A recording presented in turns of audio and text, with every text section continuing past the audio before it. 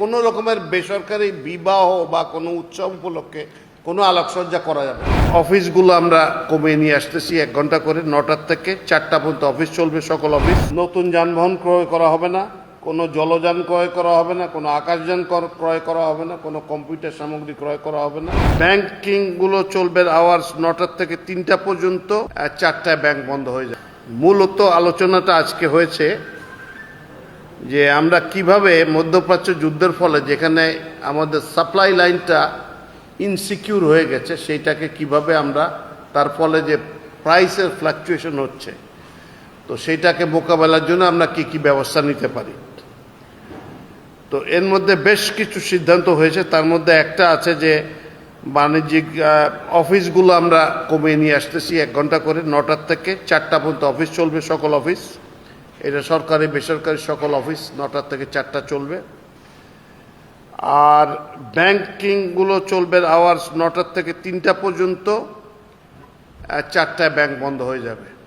শিক্ষার বিষয়ে শিক্ষা মন্ত্রণালয়ে যে বিভিন্ন জায়গায় যে চাহিদা আছে বিভিন্ন পর্যায়ে, সেটা বিবেচনা করে নিয়ে রোববার থেকেই কিছু আলাদা নির্দেশনা দেওয়া শুরু করবে না ইনশাআল্লাহ।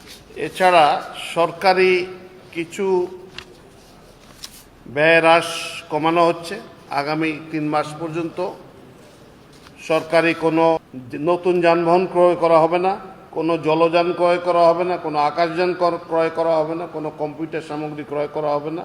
এছাড়া অভ্যন্তরীণ প্রশিক্ষণ যেগুলো আছে সেগুলো 50% বন্ধ করা হয়েছে, যে 50% কমিয়ে নিয়ে আসা হয়েছে। সরকারি অর্থায়নের সকল বৈদেশিক প্রশিক্ষণ বন্ধ করা হয়েছে পুনরাদেশ না দেওয়া পর্যন্ত। এছাড়া সভা সেমিনারে আপ্যায়ন ব্যয় 50% হ্রাস করা হয়েছে। জ্বালানি, বিদ্যুৎ, গ্যাস এই খাতে আমাদের যে ব্যয়টা হতো সরকারের, সেটা আরও 30% কমানো হচ্ছে। আজকের থেকে এটা এফেক্টিভ হয়ে গেলে তারপরে ব্যবস্থা করা হবে।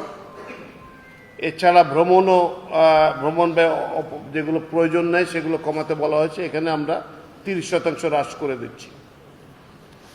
তো এই সমস্ত সিদ্ধান্তগুলো নেওয়া হয়েছে।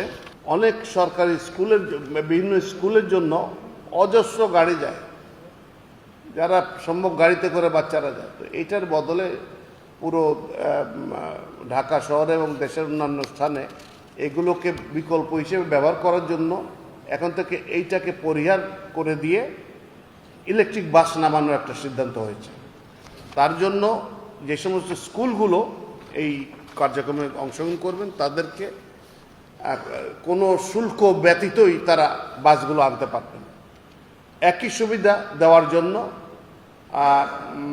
কমার্শিয়াল ক্ষেত্রে যারা বাস নেবেন অন্যান্য ক্ষেত্রে তারাও নিতে পারবেন, তবে তাদের ক্ষেত্রে 20% শুল্ক ধার্য করা হবে।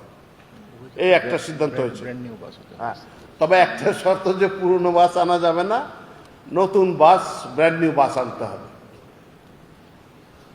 এই জিনিসগুলো আছে। আর এছাড়া বেশ কিছু আরও কিছু কিভাবে আমরা এই জায়গাতে আরও সরকারের কর্মকাণ্ড এবং আপনার ইকোনমি তো অনেক জটিল, সেগুলোর ভিতরে আর কি কি জিনিস করা যায় সেগুলোর জন্য সরকারের প্রচেষ্টা আরও অব্যাহত থাকবে, সে ব্যবস্থা করা হচ্ছে। আজকে আমাদের অফিস আওয়ার্স, প্রাইম মিনিস্টারের অফিস আওয়ার্স প্রায় 18 ঘন্টা হয়ে গেছে। না, এটা তো এই সময়টার ভিতর তারা করবেন। রোববার থেকে কিছু কিছু ক্ষেত্রে আলোচনার দরকার আছে, কারণ ওগুলো তো সব ক্লাসে সব রকমের ব্যবস্থা হবে না। তো সেই কনসালটেশনগুলো আশা করছি রবি সোমবারের মধ্যে হয়ে যাবে।